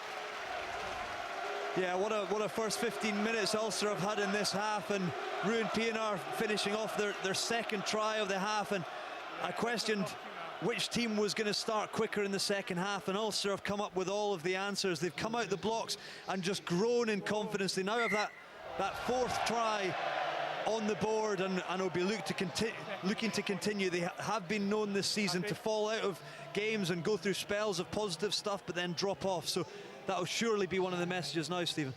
Okay, very much so. You know, this Ulster team need to kick on. They've got the Glasgow boys on the ropes, and they really, as Andrew Trimble said there, put their foot on their throats and try and get another couple of tries and make this scoreboard keep ticking. There's certainly no switch off from Ulster in this second half. Certainly happened last week against Edinburgh and not against the Scottish neighbours Glasgow. Luke Marshall. Peter Horn collects. Off goes Adam Ashe with the carry. Here's Pyrgos, Peter Horn, Brandon Thompson, Sean Lamont, Craig Gilroy brings him down. A little bit of help there from Rob Herring, back after injury. He's missed the last 4 games as the club captain, and a bouncing run there from Jamie Batty. So this is more like it from Glasgow. Long way to go if they're to get back into this game. 30 points to 5 down, so they've got to act quickly, but that was a forward pass from Peter Horn, who has not had the happiest of 15 minutes. What a run that was from Batty off the bench, going deep into the Ulster territory, but just a little bit of line speed by Franco van der Merwe, taking the time away from Pete Horn, and a slightly mistimed run outside him forced the forward pass. But what an impact from the youngster off the bench, Jamie Batty, 23-year-old, has just come on, and there you just see Adam Ashe slightly overrunning it. I think it's a big positive, though. Apart from the odd missed tackle from an Ulster perspective, their defence has been very good. They've got off the line, they've put in big hits. And one thing we've been talking about is Chris Henry, Sean Reedy, Marcel Coetzee. We haven't talked much about Ulster's back row, but they're very, very good today. And when your back row's going forward, the team really seems to do well. Was that baseball, Batty? Has to be, doesn't it? Here's Paul Marshall, PNR. Peter Nelson, whose footwork helped to set up that try. And again, they found green grass, which again puts the defence under so much pressure. Brandon Thompson back there, 3 Ulstermen engulf him. And he's done well, the Stormer, to set the ball for a potential tunnel of escape. If they can find that tunnel. Pyrgos looking for some relief and finds it. Yeah, Stephen touched on it in the first half, actually. Glasgow overplaying inside your own half. You see Ulster showing intent from that scrum, but they get the ball into Nelson's hands and manage to get field position, manipulate the back 3, pull up the winger. Rory Hughes ended up having to close the gate. Nelson put it in behind, and as a result, they've got a really strong field position for another set piece. Lads, let's go, please. Everyone in. Kieran Treadwell has come on now for Pete Brown. He's alongside Franco van der Merwe in the second row. Ulster have yet to lose a line-out, and they still haven't lost one. And it's the usual suspect, Franco van der Merwe, who takes it. The Springbok, 1 cap. Again, he's trying to pull the drive with him. And it's a good drive, and it's Rob Herring who's in the wheelhouse, creeping into the 22. Marshall inside looking for Craig Gilroy. They do love to use their wingers close to the rucks, Ulster. Brandon Thompson wasn't going to get through there, and Ruan Pienaar hasn't played in a couple of months, but he's showing plenty of fitness, stamina and endeavour out there, as that try proved.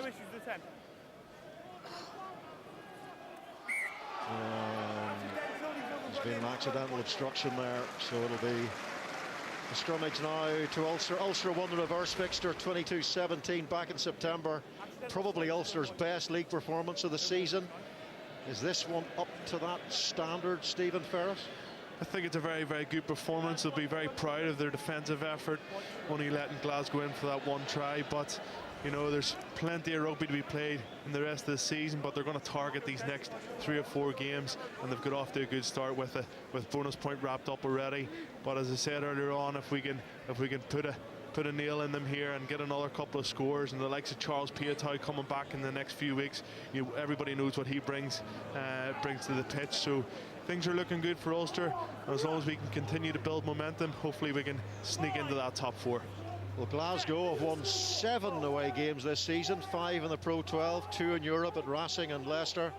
But it doesn't look very likely that they're going to add to that number, that very impressive number tonight. Marshall, Pienaar, Luke Marshall. Rob Harley makes the tackle. Luke Marshall, who started against Canada in the November series, carried on by Kieran Treadwell, former Harlequin. By Sean Reedy, score of one of Ulster's 4 tries. 4 tries last week against Edinburgh. The match points are accumulating. It was Tommy Bowe who got things going with the opening score. Vian Herbst, he's had his injury problems, back on the park, wearing number 18, the replacement tight head. Now Gilroy popping up on the right wing now. Gilroy keeping the legs pumping, so important.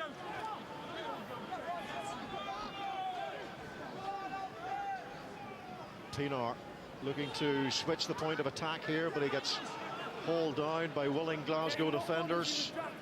Paul Marshall to Peter Nelson, who began the game at standoff and has now been shuffled out. Pienaar moving into that position. Really quick hands, quick pass to Rob Herring. The forwards working well there, looking confident. Marcel Coetzee. Oh my goodness. Stands up, holds off Glasgow defenders, and now it's Tommy Bowe. Coetzee showing an inordinate strength there to do that. An almost casual offload at the end of it. Marshall. Again, there's quick hands. Vian Herbst carries, and Glasgow turnover. So Henry Pyrgos, and I always caught high there by Paul Marshall, definitely round the neck. And the referee just has a little word of warning with the replacement Ulster number 9. Yeah, some decent defence there from Glasgow. They're under a lot of pressure with Ulster having the territory and building phases. The big man Marcel Coetzee again carrying strongly. Impact off the bench from Rob Herring as well, and not doing themselves any favours with that missed touch. No, quite right. Giving the ball straight back to this effervescent Ulster side. Marcel Coetzee again carries hard. Chris Henry in possession. Paul Marshall, Vian Herbst around the corner. Everything Ulster are doing at the moment is working. Forwards offloading comfortably. And it's all sticking into the hands. Good hand off by Rob Herring. Really is turning into a rampaging Ulster performance. Franco van der Merwe. So penalty advantage coming here to Ulster. There's an offside, another good offload. Here's Paul Marshall, knows the advantage is coming as Marcel Coetzee drops the ball. Just there. Yeah. Okay. 18 offside.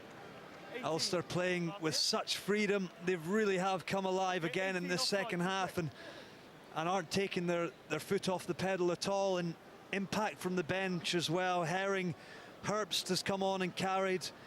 Paul Marshall has actually done done well from scrum half since coming on, and that man continues to impress. That's Herring's carry, but it's Ruan Pienaar who again is running the show. In this half, it's from fly half. He just looks like he's got so much time on the ball. He brings players around him onto the ball, and obviously that try that essentially put the game to bed and gave Ulster the bonus point has been so important. And once again into the corner, building another good attacking platform for Ulster.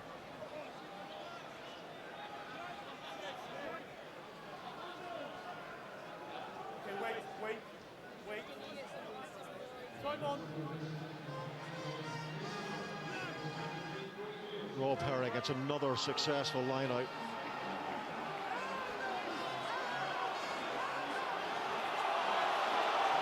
That's a powerful drive. Rob Herring in control. Can they stay in field? It's another neat little offload. Here's Tommy Bowe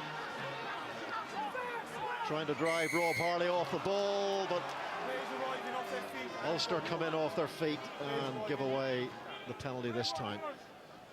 Good defence from Glasgow, looking as if they were driving Ulster into touch and forcing the breakout. Tommy Bowe just going down a little bit of a blind alley there, and good turnover from Glasgow. And they'll be very keen to find an exit this time, give themselves a touch and give themselves a platform to actually get into Ulster's half and start building some pressure.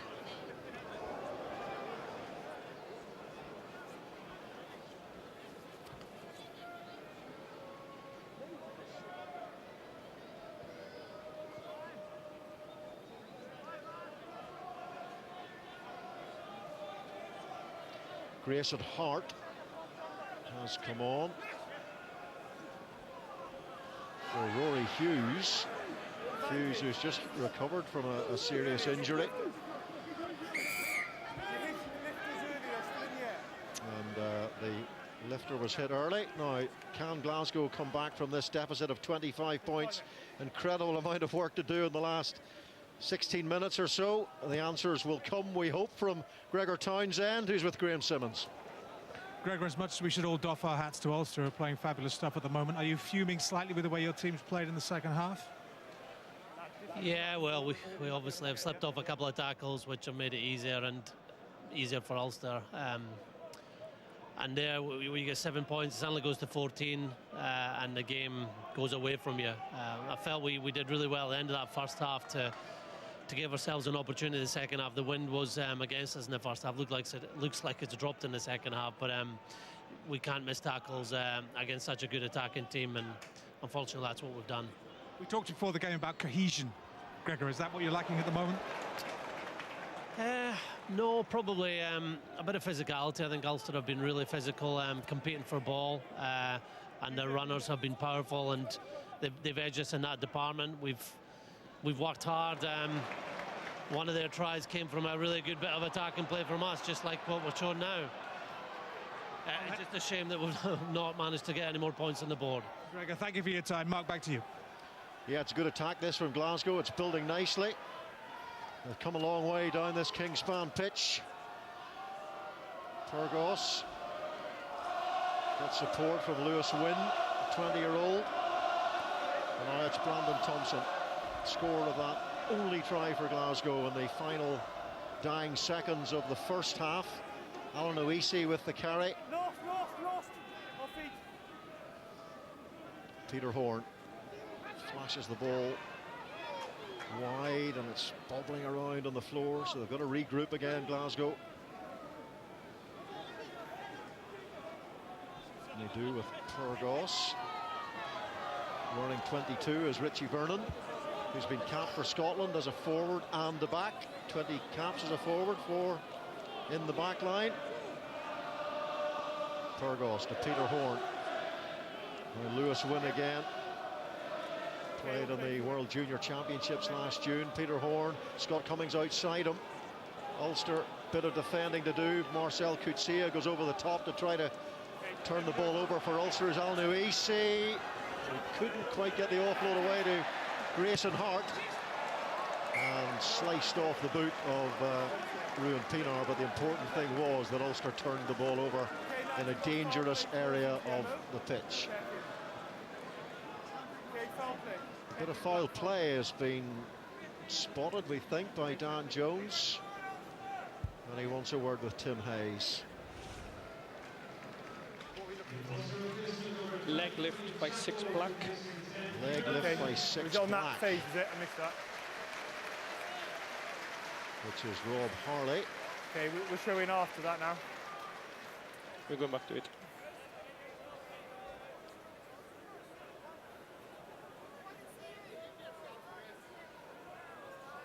Okay. I don't see I anything think there. it's a phase before that. Yeah, it might be a bit earlier in the build-up play. Yeah, there it is there. Okay, Rob Harley. 6 black. Yeah, I've got 6 black. Leg lift on Rob. Okay, can you Herring, show it one more I think time, it please? is. Just slow it down, see where he lands.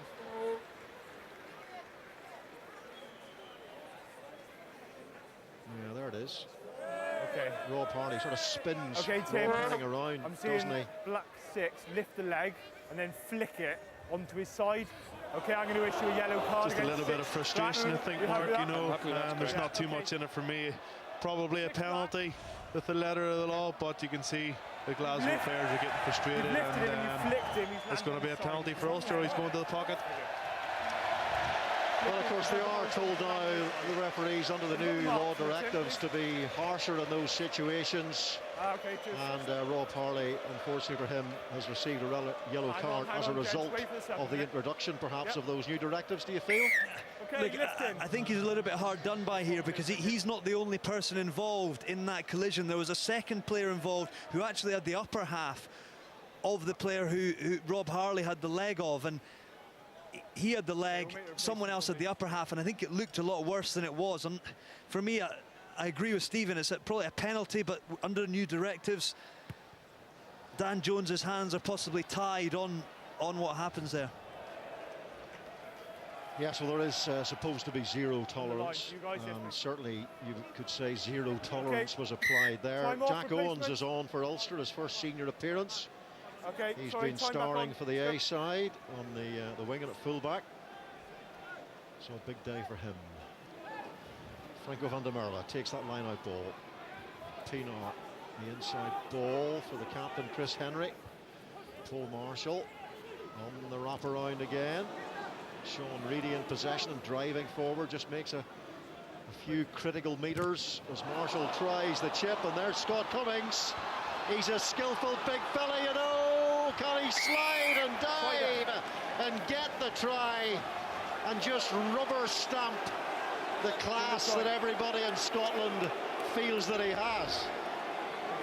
Brilliant stuff from Scott Cummings. You see pressure on Paul Marshall there. He sticks the size 16 boot on it, and that is perfectly weighted. And for him to dive in the corner and get his hands to it, great stuff from the big man. The 20-year-old, obviously Glasgow without both Johnny Gray and Tim Swinson away. The crowd don't sound too happy with the grounding, but Dan Jones has said he's happy with it. He's got the ball in possession and the ball touches over the whitewash. I think he grounded it with his head, Rory. But it's a try nonetheless. Does it give Glasgow a lifeline in this match? I'm not too sure, but from an Ulster point of view there, Paul Marshall tries to put the box kick in behind. When you have a guy of his stature and his height, Ulster needed to get a blocker in there for Paul to pull that off, but it's a great charge down, great turn of pace to get ahead of Paul, and it's a try, Glasgow. Is it? Well, we all saw last week the rushed conversion from Glasgowman Finn Russell, essentially done because there was fear that it would go to the TMO. As it was, Brandon Thompson took his time there because he believed that the try had been given. He's missed the conversion, but we all know now that if the referee gives the try and doesn't go to the TMO, as soon as the attempt at the conversion is made, it's game on after that. Yeah, quite a few people missed that because Scott Spedding had been pushed potentially by Tommy Seymour, and if the conversion is taken, then you can't go back to the TMO. Richie Vernon, forward stroke back, playing the role of a forward there. Here's Peter Horn. Pyrgos, and Sean Reedy makes the tackle. Corey Flynn is on off the bench. 15 caps for New Zealand, a World Cup winner in 2011. Didn't play too many games, but he was in the squad. Here is Pyrgos now, Scott Cummings and Brandon Thompson. Good footwork. He's done some good things in this game as Brandon Thompson. He's looked lively. Here's Peter Horne now. We're going to see one of Glasgow's electric comebacks. I did say they could score a lot of points in very short periods of time. They've done it before. But with 10 minutes to go, 20-point deficit, it really would be a miracle. Yeah, they need everything to come off now, don't they? And they're going quick. Henry Pyrgos again has looked lively, and they managed to get into the outside channel here, but it was defensive pressure, I think, in the outside channel by Tommy Bowe that eventually shut it down on Richie Vernon, who went for the ball through the legs, just knocking it on and giving Ulster possession. Lovely footwork from Brandon Thompson. Again, a strong carry from the exceptional Scott Cummings. And Richie Vernon, who was a forward a few moments ago, remembered he was actually a back that time, or thought he was. You know that Glasgow never stopped fighting. You could see how disappointed Gregor Townsend was up in the coach's box at the performance this second half. At this level against a side like Ulster today, you've got to make your tackles, and Glasgow falling off too many and allowed Ulster to have large parts of the game inside Glasgow's half. Not taking advantage of the yellow card so far, Ulster. Against the 14 men of Glasgow, Jacob Stockdale. It's a poor pass. Jack Owens has to scramble. He's not going to get there. And that was a little bit scruffy from Ulster. For all the positive stuff, Stephen, that Ulster have had so far in this game, they'll be very keen to finish it strongly, won't they? They're showing ambition from in deep, but it's little errors like that that will frustrate them. Yeah, sometimes when you think of when a team's down to 14 and they've got a yellow card, that you can just run the ball from anywhere and there's going to be space. But for me, you got to stick to the game plan, keep putting the ball in behind them, keep making Glasgow make mistakes. And Ulster will be very disappointed with the last 10 minutes. But hopefully they've got 7.5 minutes on the clock here to possibly get another score. But it's all Glasgow this last 10 minutes. Corey Flynn. Good line out take by Adam Ashe. Peter Horne. Here's Greg. Oh, he manages to get away from Pienaar. Just shrugs off the attempted tackle from the Springbok. Can they get in behind this Ulster defence? Luke Marshall tackling, but Glasgow really driving hard here. They've got impetus here. And again, it's Jamie Batty. We've already seen one great run from the replacement prop in this game. And now it's Scott Cummings with a second score for the rampaging lock forward. What a monstrous impact this big man has suddenly made on this match. Great stuff again from Glasgow. 14 men continuing to fight, and Scott Cummings going over again for his second try. And I tell you what, Glasgow have shown a lot of passion, a lot of fight to come back into this game. It's probably still away from them, but now with 3 tries on the board and only 13 points in it, they'll certainly be pushing for that 4th try and a potential losing bonus point as well. So 2 points on the line. It's potentially too much of a stretch to get the 5-point away bonus point win, but at the same time, plenty to keep us interested in the last 6 minutes. You see the Ulster boys just slowly walking back to the halfway line, regathering themselves, refocusing and trying to close this last 5 or 6 minutes out of the game. But Scott Cummings, 20 years of age, a brace today. What a prospect for Glasgow. What did I say to you in the truck before the game? Keep an eye on this young fella, hey? You did indeed, yes. Oh, he's some boy.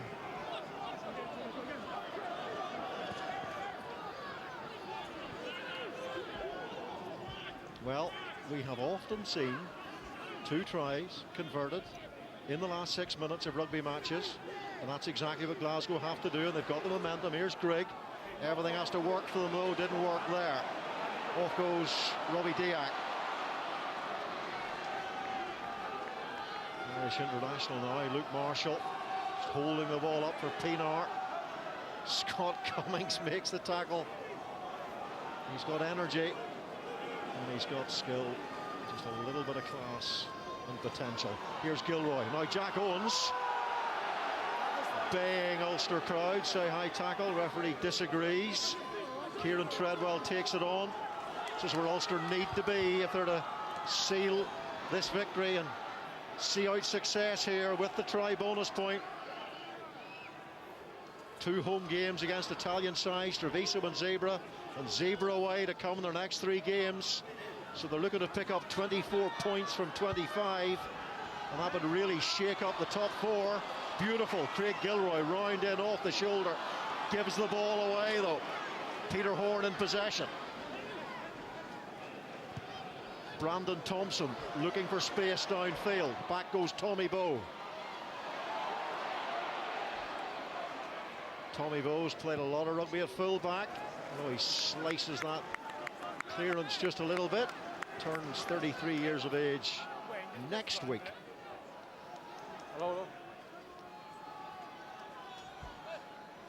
There'll be some tired bodies out there. It's been a great game of rugby with both sides showing real attacking intent throughout, and right at the forefront of Ulster's performance today has been Ruan Pienaar, both at scrum half in the first half and fly half in the second half. He's pulled the strings, but today he's just been outplayed by the man in front of him, number 8, Marcel Coetzee, who has carried all day long and is our Guinness man of the match. 12 carries, 18 tackles for Marcel Coetzee. That's 38 carries in 2 games. Richie Vernon can't get the offload away to a Glasgow man. He puts it instead into the arms of Sean Reedy, and that needed a bounce for Marshall's clearance. I think he's picked up a bit of cramp as well as he cleared the ball. He has, Luke Marshall, so he's hobbling about. Can Glasgow take advantage of that? Scott Cummings. Robbie Diak tries to hold him up. Robbie Diak, who's played at 4, 5, 6 and 8 this season. Versatile forward. Peter Horn, he looks for a gap and he finds it. Towering bodies out there, but turnover ball. And here come Ulster again through Jacob Stockdale. And he's on the end of this one, is he? Jacob Stockdale just needs that bounce to get away. And that was sensational footballing ability from Jacob Stockdale. And his celebration perhaps sums up how tired a lot of the guys out there will be. He's come on off the bench and had a real impact into the game with 2 tries. Having said that, Dan Jones wants to go upstairs and have a look at this. Potential takeout before the try, okay? I'm not sure. I think it might have been a possible early tackle or an infringement of some sort around here. Okay, just before that, Tim. As Peter Horn looks for the offload. Yeah, no, that's fine, Tim, I think. Just the one more referee angle. thinks it's fine. Yeah, trying to get another angle for you. Certainly in the initial discussions with the TMO. Suggesting it's the tackle on Brandon Thompson here, who's running the angle just out of shot there. Okay, being tackled by Vian Herbst, I think. Yeah, that's definitely the infringement. So Peter Horn offloads here. Okay, that's fine. 50-50. The ball's gone behind him, making no impact. He actually gets infringed by Reedy first, and then gets through that one, and then Herbst tackles just, I think, as Thompson would be taking that pass.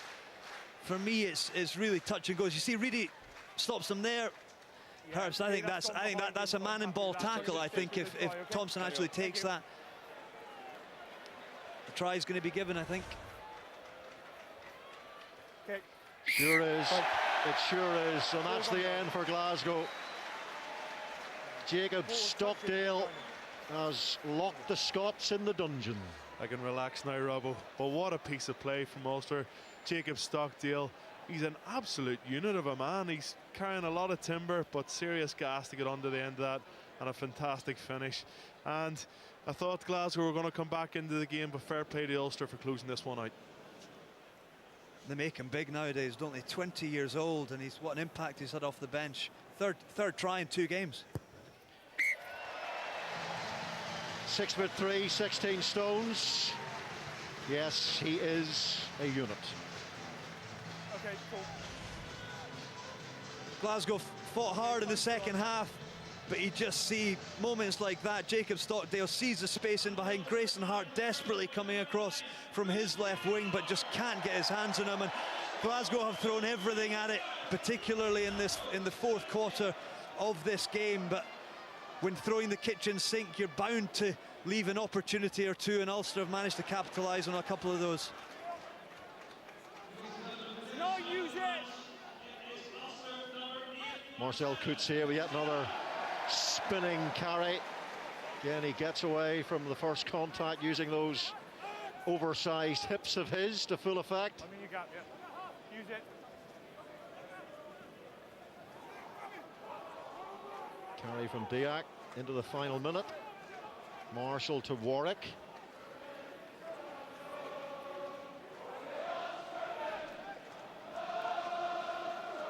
Plenty of reason for the fans to chant their mantra, stand up for the Ulstermen after this performance. Use it!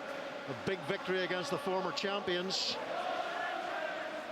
They themselves will be slightly concerned, you would think, having lost at home last week and shipping a heavy defeat this week under Gregor Townsend, who's leaving at the end of the season. Dave Rennie coming in from the Chiefs to take over as the big cheese.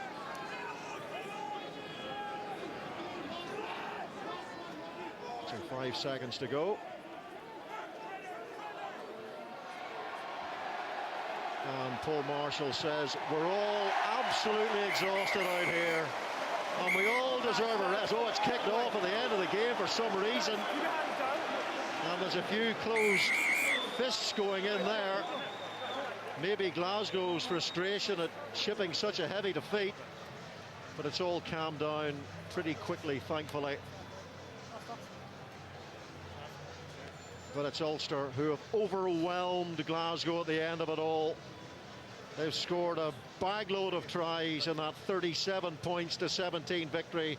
And remember, Italian opposition for the next 3 weeks. It's all starting to look quite sweet for this Ulster side. Yeah, Ulster, much the happier side, is obviously the obvious thing to say, but it was their 10 minutes after half-time when they came out of the blocks, and perhaps what Andrew Trimble touched on at half-time, the try that Glasgow scored before half-time maybe gave them the kick and oomph that they needed second half. They came out and scored 2 tries within the first 10 minutes of that second half, taking the game away from Glasgow, and they're well-deserved winners today. Credit where credit's due to Ulster. You know, they've been under a lot of pressure over the last couple of months. These fans have been wanting to see performances, wanting to see tries being scored.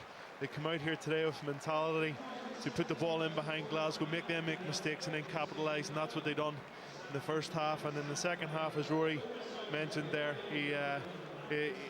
the guys really turned it up, and it was just brilliant to watch in the second half. So roll on the next few weeks.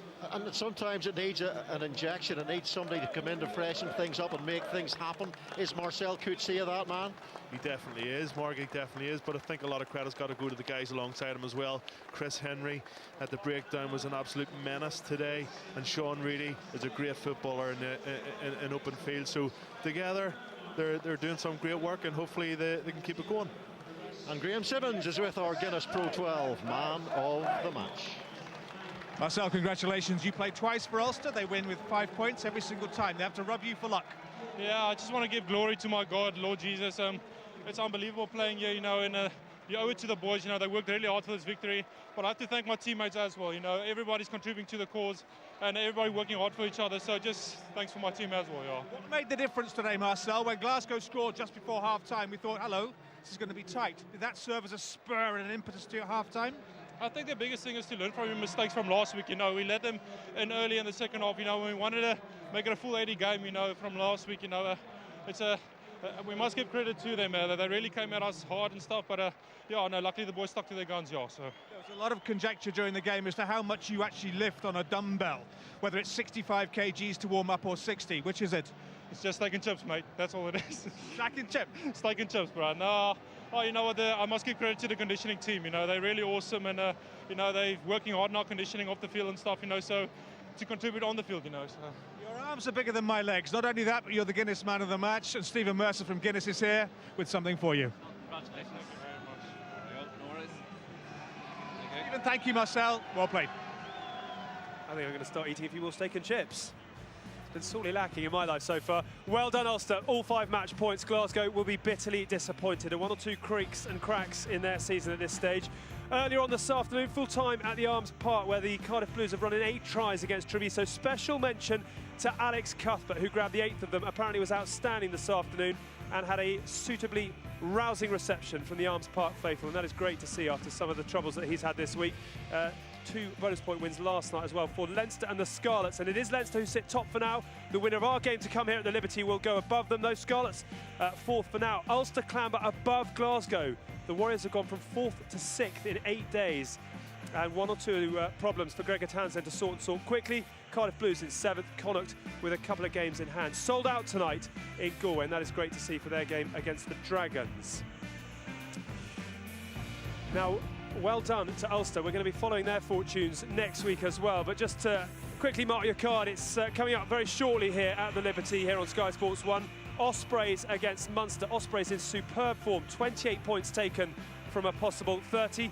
Munster bang in good form as well, with 14 wins from 15. Some very, very enjoyable rugby we are hoping for a little bit later on. And just to mark your card, next week we've got Ulster's trip to Italy. They have got some very winnable games on the fixture list for in the next few weeks, and that is a 12:15 start on Sky Sports 3. And we wondered before the game how big a match this was going to be for Ulster, and whether if they won it, they now really can get, I suppose, set for a big second half of the season. What did we learn today, do you think? It's a statement of intent from Ulster. They were physical. You know, their attacking game worked well. They showed the confidence up. The confidence they had, the transition from defence to attack. Ruan Pierre once again at the forefront. He really controlled the game. Not only was he involved in starting the game off, starting the try off, he's finished it as well. But look at the numbers on white jersey and the support. That's a side full of confidence. Everyone's attacking from depth. But they were far too physical for Glasgow today. Very robust, with Coetzee carrying and Reedy carrying effectively. And Glasgow's defence wasn't able to cope. And that's what you want from a team, to be able to start and finish. And that's an 80-yard fluid movement to score for the bonus point. He was incredible, Pienaar. I think Trimble spoke about it at half-time. Was the reaction after the second half. They came out, Stockdale try, Pienaar try. That was an absolutely wonderful try, and you could see the confidence growing. And too much this season, they've been up and down in matches, playing 5 minutes, playing good 5, a bad 10. They got a bit more consistency today. I know Glasgow came back in the mid part of that second half, but it was really impressive from Ulster. And just to pull up those fixtures as well, you've just seen Zebra, Treviso, Zebra, Dragons, Blues. So if you're Ulster, you're fancying potentially 5 wins there. The flip side, of course, is Glasgow, who've got Ospreys, Munster, Leinster in their next 6 games. Do you worry now about the state that they're in? Well, it's worrying the fact they've lost 2 games on a bounce with a very difficult game, their most difficult game probably here at the Liberty next week, and they lose in touch with the top 4. Top 6 is still well within the reach, and I fully expect them to do that. They want but more top than that, 4, though, they want more than that with the squad they've had. But it shows, you know, the drain of 13 players being involved with Scotland. It does take its toll, and with the quality of the squads now they're up against, very difficult to maintain any sort of rhythm when you have that many players of your top-end players unavailable. You made a very good point. The top teams have improved, and that's why it's going to be trickier for them this year. Okay, good stuff. Right, we must take a break because actually the game in...